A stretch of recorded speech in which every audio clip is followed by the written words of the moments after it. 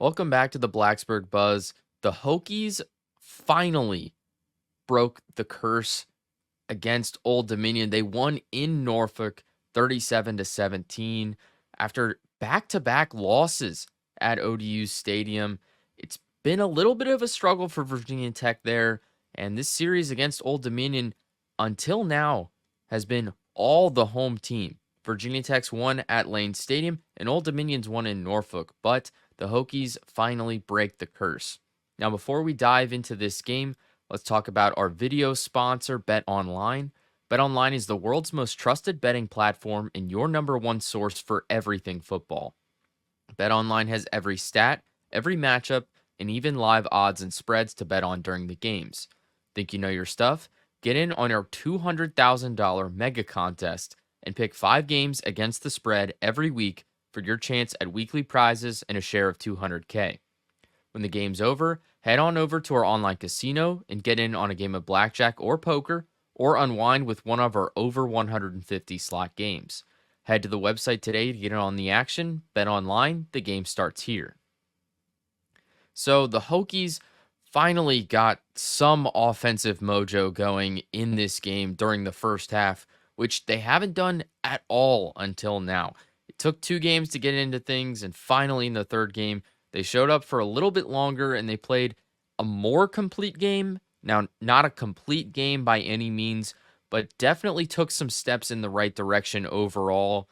And it leads me to feel a little bit more comfortable about this group. Although this Rutgers game coming up is going to be a tough one, and I think that's the real proving ground here. I don't think Marshall or Old Dominion should sell anyone on the Hokies being back just quite yet. I think we need to see how they perform against Rutgers before we make any big assumptions. Now, a few notable players during this game. First and foremost, Jalen Lane. He killed it all day again. 107 yards, 1 touchdown, which was on the first drive. And on the second drive of the game, a 46-yard bomb, which put Tech on the 19-yard line when you add on the personal foul that happened on the play, which gave an additional 15 yards for Tech. Lane has been the most consistent wide receiver through the 3 games. I've been really impressed with him. He's shown up at all times. He's been great on the punt return, and he's just been active. He's been a guy out there where just casually watching the game, you constantly see him getting the ball and making big plays and eating up yardage, and that's what the Hokies need out of their receivers. We haven't seen too much out of a lot of guys, just generally speaking, been spread around quite a bit. But Jalen Lane has really been the guy demanding the volume, and he has been performing on the field fantastically. Now, following that up, Kyron Drones was running the ball so well against Old Dominion. 117 yards and 1 touchdown for him. And you can't talk about Drones running without talking about the breakaway 53-yard rush he had. And boy, he just looked like Derrick Henry out there. I know the Hokies have a big, strong quarterback, but Drones rushed up that sideline and he just threw that defender down into the ground. Very impressive run from him before the next defender was able to push him out of bounds. But wow, that was a fun run to watch. Drones just breaking away and throwing someone out of his way. Very, very entertaining stuff. Then you got Bashal Tootin, who another guy who can just run the ball so well. When Bashal Tootin is firing, I think the only way to slow down Virginia Tech is to just when Virginia Tech stops giving him the ball. I don't think you can do anything about Tootin, just as a matter of fact. He averaged 5.5 yards per carry. He's been killing it every single game. 21 carries this weekend. And that just needs to continue for this team to succeed. He did have a little scare where he went down, thought he might be injured, but clearly it wasn't anything big. He was back on the field without missing a whole ton of time. So just something to be aware of, to be on the lookout for over the next week of practice. But he did show back up in the game. I think he had a sleeve on his leg or maybe a brace, but they were still comfortable giving him the ball on multiple occasions and running to him whenever they needed 3, 4, 5, 6 yards. So you got to keep getting Tootin the ball. He needs 20 carries every single week to see this team succeed. Looking at the defense, two guys were really stand out. And of course, it's Antoine Powell Ryland. He's a monster during every single game, but just an unreal stat this week. 4 sacks for 25-yard loss. He wreaks havoc. Simple as that. And an interesting stat from David Cunningham, APR and Bruce Smith are the only Hokies with multiple 4-sack games. So pretty elite company right there when you and Bruce Smith are the only two Virginia Tech players to have ever done a specific thing on defense. It doesn't really get any better than that. I mean, we're talking about Bruce Smith here. And then you've got Mansour Delane, and he has bounced back and recovered so well after struggling against Vanderbilt. He's already got 2 interceptions this season. He had one in the Old Dominion game and one in the Marshall game, and they've only played 3 games so far. Delane has been fantastic in coverage, and getting those 2 interceptions has really helped Tech a lot. It's kept the other team from really getting into an offensive groove, and Delane has been a huge part of that. He's just been active and disrupting a lot of passes in really, really solid coverage. So a lot of times the quarterbacks can't even look at whoever Delane's covering because they're just locked up. So him and APR on defense have been really good thus far. And I'm really impressed with how Delane has rebounded and recovered after a pretty rough game at Vanderbilt. Now, some notes on this game. First and foremost, I don't think you can talk about this game without talking about the broadcast. It was pretty bad, to say the least. The audio, I don't know what was going on, but the microphones, maybe some faulty cords or something, but it was sounded a little bit like the 1950s out there, or even earlier than that. Just clearly something wasn't right with the equipment, and it was pretty tough to listen to. The cameras, Old Dominion, it got some pretty grainy cameras, so not the greatest to watch on TV. And on the one kick where it may or may not have been blocked, honestly, on the television, I couldn't even tell if he got a piece on it, if the Old Dominion defender actually tipped the kick or not, which caused it to miss for Virginia Tech. So, pretty rough broadcast, and it was definitely an interesting one for sure. There was a few moments where I was a little bit caught off guard and surprised, especially when there was like a timeout on the field or something like that. Oftentimes they'd break to this really, really wide shot and cut the audio.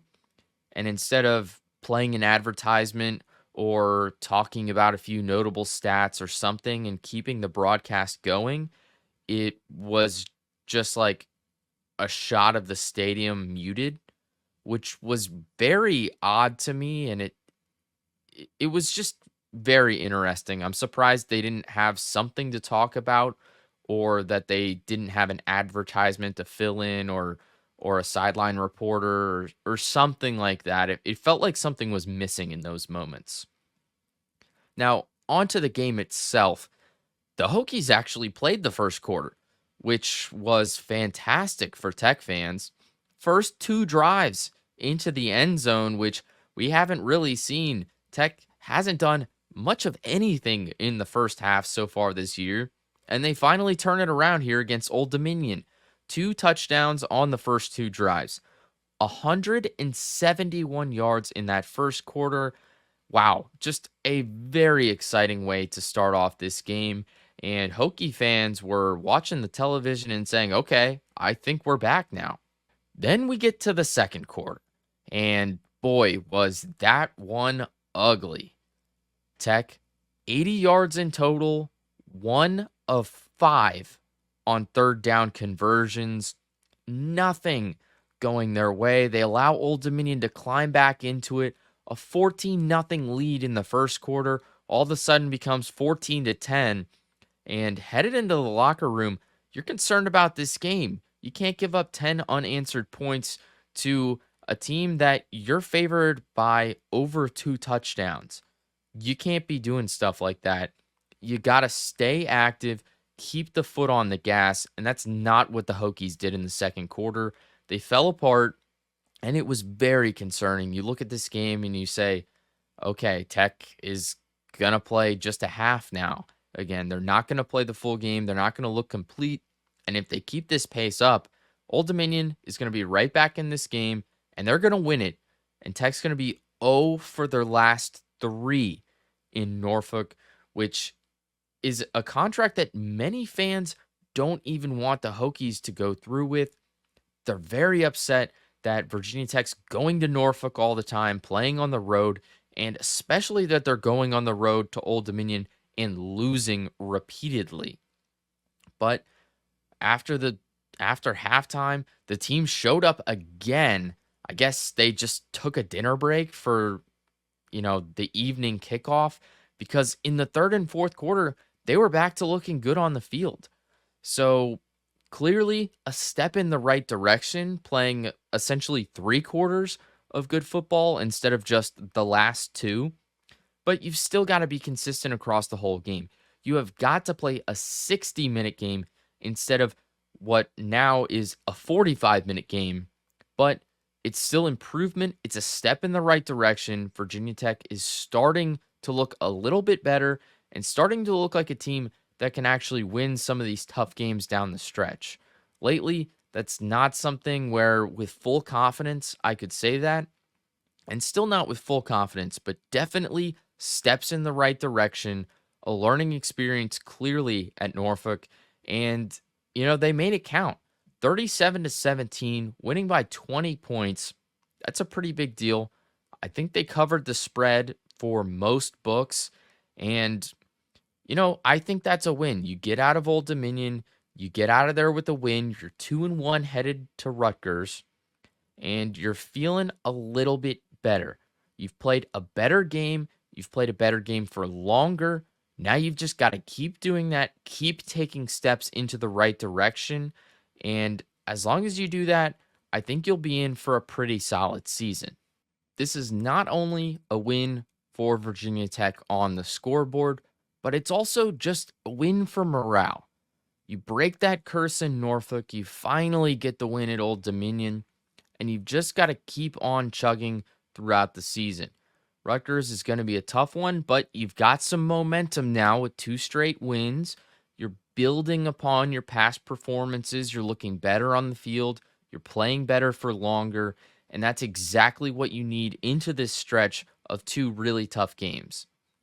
Not only just Rutgers, but you have Miami right after that, which is possibly the hardest game on the schedule as of right now. Miami, now, they haven't really played many good teams or any good teams, frankly, but they've looked phenomenal in those games. So you want to be at your very best when you're playing them. You need to build off of this game against Rutgers, hopefully have a win at home, and then go to Miami with a lot of confidence, potentially on a 3-game win streak, and ready to play a full 60-minute game with all of the engines running. You can't have just the right engine going. You got to have the left one too. You got to be ready for anything, have the game plan locked down and ready to go. It looked a lot better against Old Dominion. Things looked a lot better generally, and it just, you could tell that the team was starting to figure things out once again. I don't know why it took so long for them to get to this point, especially being a team returning the most players, I believe, out of any team in the country. But it took a little while. They got 2 wins out of it. And now they've just got to keep building off of that, keep riding the momentum, and hopefully it snowballs a little bit. Well, that's all I've got for today. Virginia Tech with that 20-point win at Old Dominion. I'll be back later in the week to go over the next part of our schedule deep dive. We're going into part 5, and then we're going to be previewing this game against Rutgers. It's going to be a tough one, and I think it's going to be a really fun one as long as Virginia Tech continues building off of these last performances. So you won't want to miss what's coming up. Make sure you check out the Buzz.